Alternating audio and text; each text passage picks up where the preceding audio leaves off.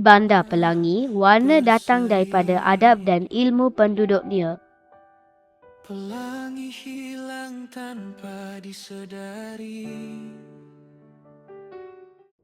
Aduh! Saya nak cepat. Namun, apabila adab dilupakan dan ilmu diabaikan, warna bandar semakin hilang. Kenapa bandar kita jadi begini? Semuanya semakin pudar. Lihat, apa itu? Teruskan bersikap, pentingkan diri. Aku akan menjadi semakin kuat.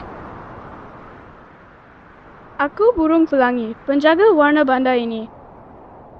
Bagaimana hendak menghentikan bayang kelabu? Hanya cahaya adab dan cahaya ilmu boleh mengalahkannya. Kalau begitu, kita mesti bertindak. Tok, biar saya bantu. Terima kasih, nak. Itulah cahaya adab. Tidak. Jambatan runtuh, cepat lari. Tunggu, kita semak dulu.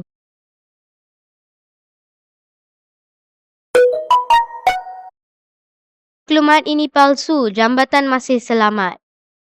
Oh, lega. Maaf, saya sesat. Jangan risau, saya boleh bantu.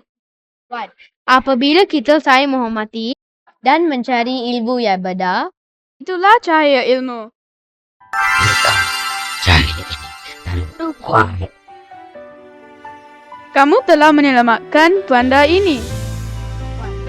kami bukan adiwira. Kami hanya melakukan perkara yang betul. Dengan adab dan ilmu. Adab menyatukan masyarakat. Ilmu menerangi kehidupan. Itulah kuasa sebenar Adwira KPS. Cahaya pelangi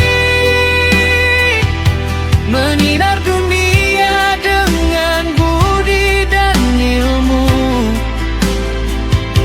Hormat sesama, berkongsi pengetahuan, membina masa depan.